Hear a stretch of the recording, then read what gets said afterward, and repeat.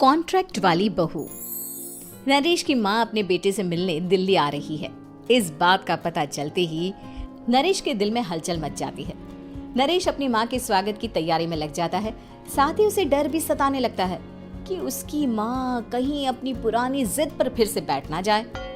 हे भगवान, इस बार बचा लो, अगले साल पक्का माँ की जिद पूरी कर दूंगा। तभी दरवाजे की घंटी बजती है। नरेश दरवाजा खोलता है तो सामने अपने मकान मालिक को देखकर हैरान हो जाता है, क्योंकि उनके साथ एक सुंदर सी लड़की भी थी। अब नमस्ते अंकल, कुछ काम था, मुझे बुला लेते। आपने क्यों कष्ट किया? अरे नहीं नहीं, इसमें कष्ट कैसा, मैं तो बस तुम्हें रीना से मिलवाने आया था। आज से रीना तुम्हारे साथ इसी फ्लैट में रहेगी। अंकल, कोई लड़का फ्लैटमेट नहीं है? एक अनजान लड़की के साथ रहना मेरे लिए थोड़ा अजीब होगा। देखो नरेश, मैं तुम्हें पहले भी बता चुका हूँ कि इस फ्लैट में तुम्हें किसी ना किसी के साथ एडजस्ट करना ही होगा, या फिर तुम अकेले पूरे फ्लैट का किराया दे दो, मैं किसी को नहीं रखूंगा। नरेश अपने मकान मालिक की बात सुन के रीना के साथ रहने के लिए तैयार हो जाता है, पर अंदर ही अंदर उसे ये बात खाने लगती है कि वो अपनी माँ को क्या जवाब देगा जब उसकी माँ रीना के बारे में उसे पूछेगी।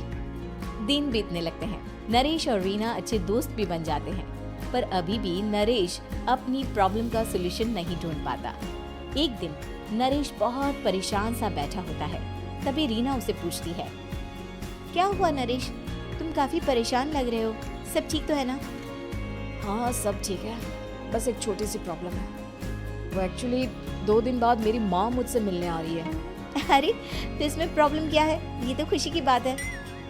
हाँ रीना, बट मेरी माँ एक जिद लेकर बैठ गई है कि मैं शादी कर लूँ, पर मैं अभी इस चीज़ के लिए तैयार नहीं हूँ। ऊपर से जब वो तुम्हें देखेगी तो 100 सवाल करेगी, क्या जवाब दूंगा?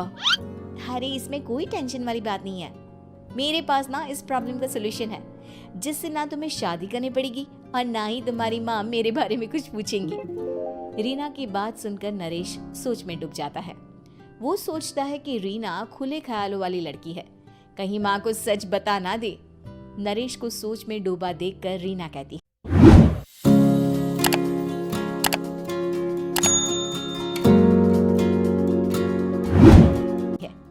अरे क्या हुआ, किस सोच में पड़ गए? डोंट वरी, जैसा तुम सोच रहे हो ना वैसे कुछ भी नहीं है, मेरे पास एक प्लान है। मैं कुछ समझ नहीं पा रहा हूँ, कैसा प्लान? मैं समझाती हूँ। हम ना एक कॉन्ट्रैक्ट मैरिज कर लेते हैं। फिलहाल मेरे पास जॉब नहीं है, तो तुम इस रूम का किराया दे देना जब तक तुम्हारी माँ यहाँ रहेंगी, सिर्फ तब तक। और तुम अपनी माँ से कह देना कि मैं तुम्हारी पत्नी हूँ, इससे वो मेरे यहाँ रहने पर कोई सवाल भी नहीं करेंगी। अरे बात तुम्हारी ठीक है, पर माँ से झूठ बोलना, ना ना पापा, मैं ये रिस्क नहीं ले सकता। कोई और आइडिया दो ना तुम। देखो मंजूर हो तो बोलो, वरना सच बता दो, मुझे कोई प्रॉब्लम नहीं है। रीना की बात सुनकर नरेश सोच में डूब जाता है। बहुत सोचने के बाद जब उसे कोई रास्ता नहीं मिलता तो वो रीना के बताए हुए रास्ते पर चलने के लिए तैयार हो जाता है। वो रीना से बात करता है और अपनी माँ की पसंद और नापसंद के बारे में बताता है। रीना भी नरेश की सभी बातों को ध्यान से सुनती है, ताकि कहीं उससे कोई गलती ना हो जाए। आखिर वो दिन भी आ जाता है जब नरेश की माँ उससे मिलने दिल्ली आ जाती है। नरेश अपनी माँ को फ्लैट पर लेकर जाता है। जैसे ही नरेश की माँ फ्लैट के अंदर जाती है, रीना उसके पैर छू लेती है। ये देखकर नरेश की माँ थोड़ी घबरा जाती है और नरेश से पूछती है, अरे बेटा नरेश, ये कौन है? माँ ये आपकी बहू रीना है। माफी चाहता हूँ, सब कुछ इतनी जल्दी में हुआ कि आपको बता ही नहीं पाया, इसलिए सोचा कि क्यों ना आपको सरप्राइज दिया जाए। अरे बेटा, मैं तो बस तेरा घर बसा हुआ देखना चाहती थी। हाँ, बहुत अरमान थे अपनी इकलौते बेटी की शादी को लेकर, लेकिन कोई बात नहीं, शायद किस्मत को यही मंजूर होगा। ये कहते ही नरेश की माँ रीना को गले लगा लेती है। रीना बेटिया, मेरा बेटा ना थोड़ा नादान है, पर तुम काफी समझदार लगती हो, और मैं जानती हूँ कि तुम इसका बहुत अच्छे से ध्यान रखोगी। माँ आप चिंता मत कीजिए, मैं सब संभाल लूंगी। नरेश की माँ अपने बहू और बेटे के साथ खुशी खुशी रहने लगती है। दिन बीतने लगते हैं। नरेश की माँ और रीना का रिश्ता बहुत मजबूत होता चला जाता है। वो दोनों सारा दिन एक साथ रहती और खूब बातें करती। इधर साथ रहते रहते नरेश और रीना भी एक दूसरे से प्यार करने लगते हैं। दोनों को इस बात का एहसास हो जाता है, फिर भी वो इस बात को छुपा कर ही रखते हैं। एक दिन नरेश की माँ और रीना शादी के बारे में बात करने लगते हैं। रीना बिटिया, ये तो नरेश ने मुझे बिना बताए शादी कर ली, वरना मैं तो अपनी इकलौती बेटी की शादी इतनी धूमधाम से करती कि सारी दुनिया देखती रह जाती। अच्छा माँ, आप ऐसा भी क्या करती नरेश और मेरी शादी में जो दुनिया देखती रह जाती? अरे बिटिया, एक माँ के अरमान तुम अभी नहीं समझोगी।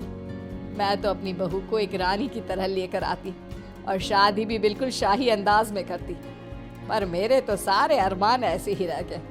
खैर, मुझे तो अपने बेटे और बहू की खुशी चाहिए बस। ये कहते हुए नरेश की माँ की आंखों में आंसू आ जाते हैं। रीना भी ये सुनकर ख्यालों में खो जाती है, क्योंकि वो भी मन ही मन खुद को नरेश की पत्नी और उसकी माँ की बहू मानने लगी थी।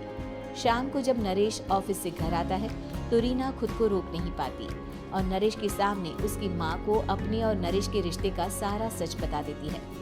रीना की बात सुनकर नरेश की माँ दोनों से बहुत नाराज हो जाती है और घर वापस जाने की बात करने लगती है।